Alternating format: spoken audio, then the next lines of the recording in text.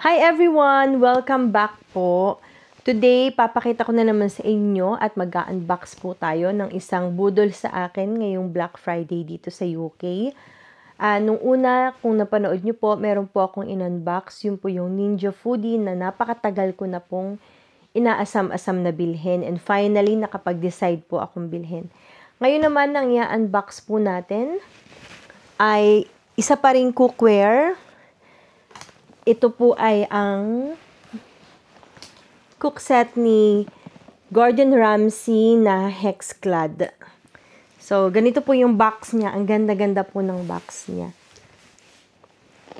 Pero ito po, kapag dineliver sa inyo, meron pa rin po itong balot na isa pang box para sa extra protection.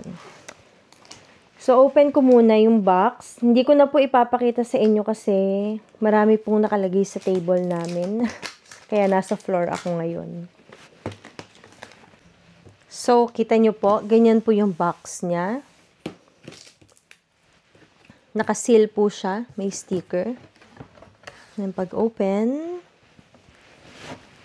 nakalagay, "Welcome to the hybrid revolution." Kasi hybrid daw po yung kanyang mga cooking set. So, sabi po dito ay non-traditional non-stick. So, non-stick po yung mga lutuan niya. Cast iron plus stainless steel. So, kaya po tinawag niya siyang hybrid cookware. So, pag open nyo po, ganyan siya. Meron po dito yung kanyang warranty and care. Diyan po lahat. Ang ganda ng ano niya, ng kulay niya kasi napaka high quality kasi itim. Even yung box niya pagdating, ang ganda-ganda ng quality. So ito yung pinaka cover niya. Mamaya natin siya buksan. Pakita natin. Isa pa sa cover. Ito po ay pot set. Na-open ko na kasi yung pans na binili namin. So pot set siya. So nakalagay siya sa bag. Ano bang tawag sa bag na to? Dust bag. Dust bag. Yan. So, lahat ng product niya nakalagay sa dust bag. So, ganyan na itsura niya.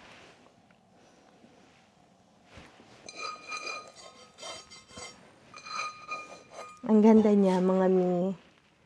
Hindi siya ganun kabigat.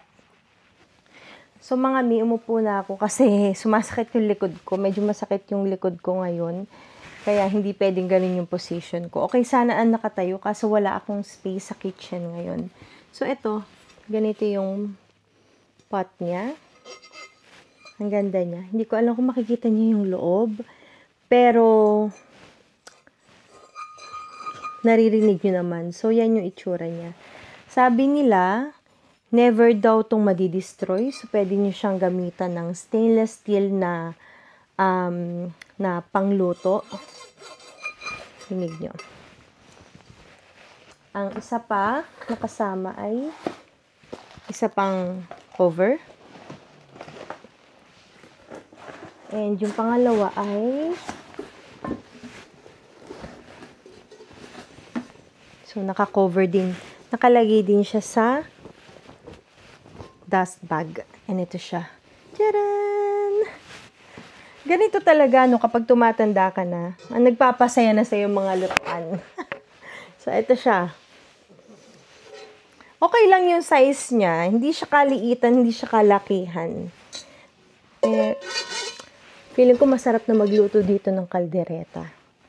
Parang sisipagin na akong magluto. So, ganun pa rin siya. Ang ganda niya. Meron siyang Hexclad na naka-engrave sa likod. Super ganda niya. Okay. Meron pa siya. So, bali 3 pots. 3 pieces yung pots na yon. So, ito pa yung pangatlo. Hexclad. Ganito siya. Medyo Yan. Medyo okay yung size niya. Hindi siya ganong kalakihan, hindi rin ganong kaliitan. So, medium size, I think. Tapos ito, ganyan. And ito siya. So, kung compare mo yung size. Not bad yung sizes niya. Akala ko kasi maliit yung box na dumating. So, buksan natin ang kanyang cover. And ipakita ko sa inyo kung ano itsura niya with the cover. So, ang dust bag ng pots ay itim. So, ito.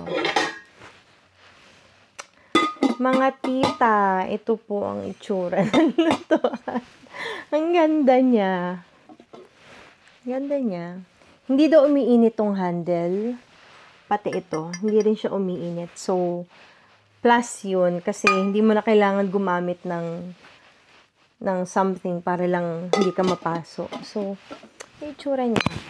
Ganyan po kapag talagang, oops, sorry.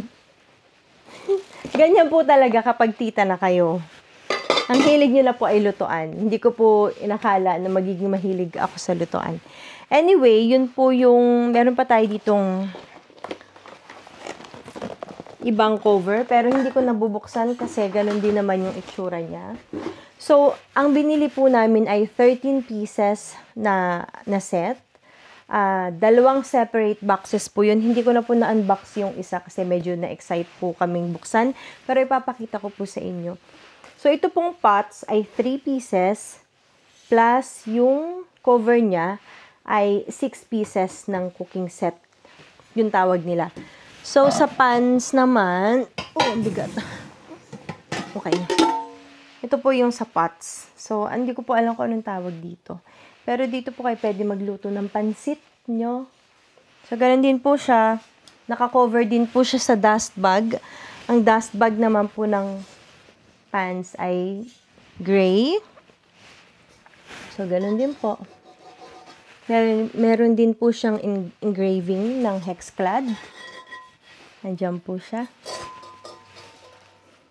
Kita nyo po. Ito na yung iba para mahugasan. Ayan na. So, hinuhugasan po muna namin. And then, after hugasan, ititreat po ng asawa ko. Kasi yun po yung instruction ng hexclad. Ayan po. Ganyan po itsura niya. Ang ganda niya. Okay. Hindi ko na po ipapakita lahat. So, bali sa pans, 4 pieces yun. Tapos, 4 pieces din po ng cover niya. So, in total po ay 13 pieces po yung set na to. And, nung una, ayoko po siyang bilhin kasi namamahalan ako. Parang hindi naman siya worth it bilhin ng ganung presyo para lang sa lutuan. Pero kasi yung mga pots at saka mga pans namin, especially yung mga non-stick, nagtitikla pa na siya. And alam niyo naman po, sabi nila na hindi daw po maganda sa health yun. And sabi ko, sige, mag-invest na lang kami ng magandang lutuan kasi posibleng lifetime namin to gagamitin or if not, but very long time namin tong gagamitin. So, kaya nag-invest na lang din po kami sa ganitong lutuan kasi hindi po siya mura. Pero worth it naman po kasi yun nga, kung habang buhay nyo magagamit at kung mabibigyan ng magandang benefits sa health nyo at saka sa health ng family nyo. Especially meron po ako maliit na bata. And lagi po kami nagpiprito or nagluluto ng isda sa non-stick pan. Tapos nagtatanggalan na yung mga coating. So, mas better na rin po sa amin na bumili ng bago. Mas safe po para sa akin, sa anak ko, tsaka sa asawa at sa pamilya ko. Kaya yun po, naka-half price po siya nung binili namin. Nung una po, ang gusto lang bilhin ng husband ko ay yung mga pans. Nakapresyo po siya ng 370 yata nung Black Friday for 4 pieces. Pero pag bumili po kayo ng 13 pieces, half price po siya, more than half or maybe half price po siya. Ang price po nila nun ay 500 something, 550 for 13 pieces na. So sabi ko na lang na bakit hindi na lang tayo bumili ng 13 pieces kasi parang ang isang piece ng pot ay worth 200 pounds or hindi ko sure, parang roughly around sa ganung price. So parang parang mas worth it na bumili. Magdagdag ka na lang ng another 150, 160, tapos makukuha mo yung buong set nila.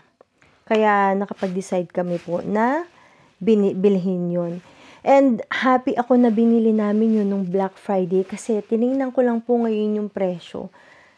Naka-sale pa rin po siya kasi yung original price ng Hexclad na 13 set ay parang 1,150 British pounds. So pagtingin ko po kanina, kasi gustong bumili nung kakilala ko, 750 pounds na siya. So tumaas siya ng mga 200 pounds since binili namin. So thankful po ako na nakapag-decide kami na sige, bilhin na natin to para investment to.